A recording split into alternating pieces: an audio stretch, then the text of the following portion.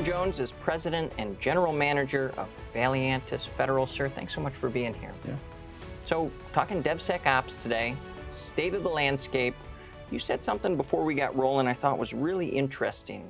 Trend lines around artificial intelligence. You don't want to create vulnerabilities by introducing these new systems into your enterprise. Give me a little more meat on the bones there. Yeah, so if you're talking about trends in DevSecOps, DSO, you can't get away from AI right now. It's in every conversation.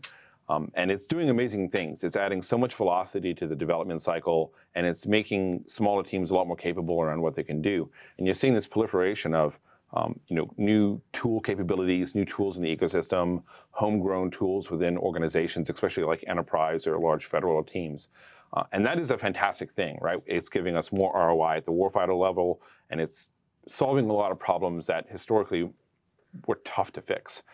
The risk, though, is as you integrate these with your existing DevSecOps pipeline or existing databases, et cetera, there are vulnerabilities you're probably introducing that you might not be familiar with. So what I was saying is, with that amazing new path forward comes a little bit of risk, and it's the offset, right? So we have to meet that in the middle and figure out, as we add all these new capabilities, how are we using some legacy DevSecOps practices around security to make sure that we're not improperly adding vulnerabilities. You were involved in the spin-up of, I guess I'll call it the first software factory years ago. Yeah. Things are pretty different right now. The department wants to move really, really fast relative to acquisition. There's big reasons for that, lessons learned from the war in Ukraine and elsewhere. Yes. How does it look different today than it did when that software factory concept was really just a nascent idea? Yeah, so that came out of the government's kind of, I would call it like post-lean evolution in the 2010s. And we worked with a lot of software factories as they were getting started in the federal government.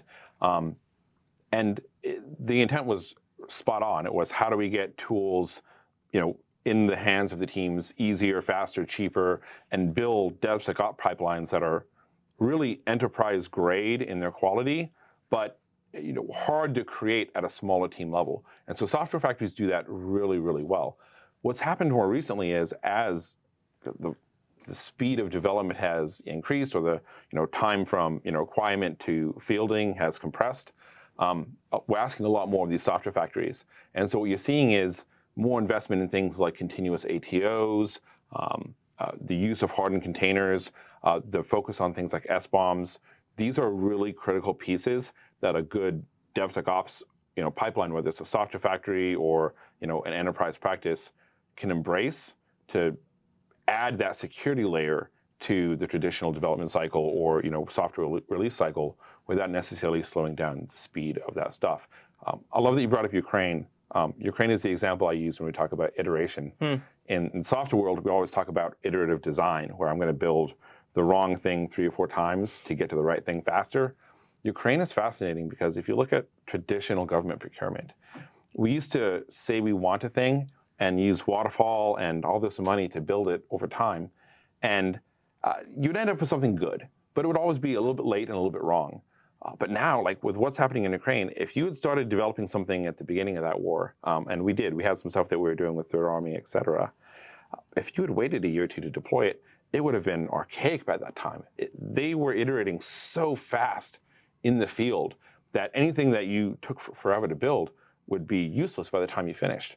How that parlays into like what we're seeing in the buy cycle, though, is the government's getting faster at acquisition. So instead of these 2-3 year buying processes, you're seeing, alternative acquisition vehicles popping up that's letting the government be really aggressive in identifying, I need this thing, who can build it for me, doing some due diligence, and getting that thing acquired and in the hands of the teams that need it faster. And this is everything from companies like AeroVironment with some of their drone technology to vendors like GitLab and Atlassian with the software that they build that helps teams manage everything from their processes to their teams to their own software development. So, so many parallels you can make there.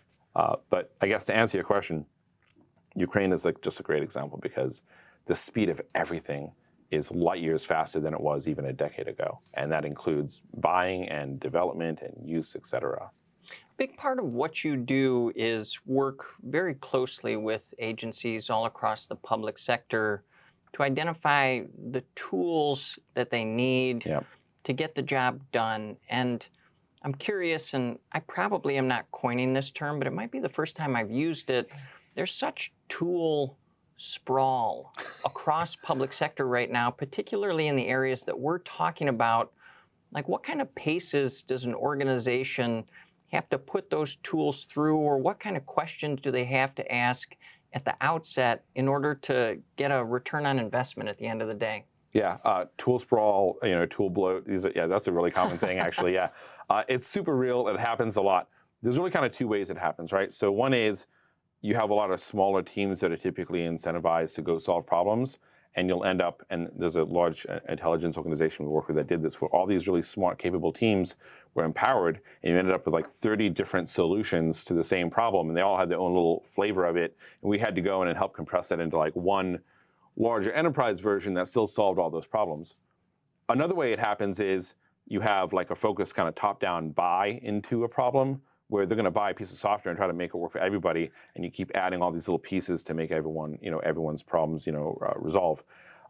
It gets complicated, and as a single agency or a single team, it's really hard to have the experience and the background or breadth of knowledge to know all the tools and all their capabilities. And this is where organizations like Valiantys Federal become really important, because we work with so many tools, we support so many vendors, and we've done so many customer deployments that we can go talk to a customer and help interpret their need and help them understand, maybe even better than they do, what problem they're trying to solve, and guide them towards the best tool fit and maximize the ROI on that.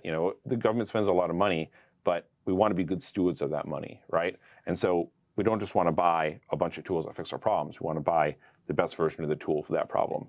And so when we go in, we spend a lot of time and energy on the discovery phase and understanding the core of their requirements, even beyond what they maybe initially disclosed, in an RFI or RFP, and try to narrow in on, fixing those problems in a really direct way. Historically, Shaun, there's been a lot of ebb and flow to the build versus buy debate, and there's a big focus right now on commercial off-the-shelf technology. Yeah. I'm sort of leading into a question about CRM. If I'm a very mission-specific organization and I have all of these tools, I've identified the ones that work well for me. Relative to CRM, do I need to build something by myself? Do I find something off the shelf? What's the sort of, pros and cons for those two options? Yeah, so this is where it gets really interesting. It's 2026, right? So like that example, if you have a CRM or any kind of personnel or relationship management database, anything like that, at a really small level, it is now easier than ever to build something in-house that can do that for you in a really niche level. But with what's been happening in like the vendor world with like the Atlassians and the Mondays and the GitLabs and all these organizations, they have, the cloud version of it is so price accessible that you get a much more mature version of those tools right at your fingertips. Complexity will come in when you start trying to scale it at the enterprise level. For the teams that are trying to decide, do I go spend money on a couple seats for like an Atlassian product, or do I want to go and build something internally? I think you should look at what your constraints are, right? Is it money? Is it the security layering, et cetera? If security is a huge concern for you, you probably don't have the bandwidth to do all the security considerations in-house. So it's fine if you want to test something on an on-prem server that you have access to, but you really can't grow it safely. So that's where I would lean you towards a COTS product, because they've put millions and tens of millions of dollars into development onto like just that layer, right? So like that's the solution there. But if you're just trying to prove the value of something, and you want to say, hey, we have this process, I want to prove that there's a better way to do it, you should absolutely be developing some of that stuff in-house. And then the question will come, do I invest in-house money to get that thing to enterprise level maturity? Or do I go find a product like a GitLab that can do that for me at a proper enterprise level, engage into it? It can ease some of that process transition, which is really powerful. COTS is amazing. The government's always doing the build versus buy conversation, right? So like if you're trying to build software to certify rockets for launching, this is something we have a lot of experience with, right? Legacy tools are very government built, but then the cost of the maintenance on those becomes astronomical. So you own that product, it's proprietary in-house code, but it is really difficult to maintain and keep modernized. COTS products fix that inherently, but you have less control over what it does, how it does it, and there's some risk there. So there's no easy answer to your question. It really depends on like the buyer and like what their motivation is. But I think it oscillates back and forth depending on where you are in that mission set. Like start easy, build something, prove the value, go enterprise, right? Invest in that product, and if you outgrow what that product can do, now more than ever you can go and build a version of it that you like. Just make sure you get the security piece of it right. So, breaking down the incredibly difficult nexus between return on investment and DevSecOps, Shaun Jones over at Valiantys Federal, sir. Thanks so much. Thank you.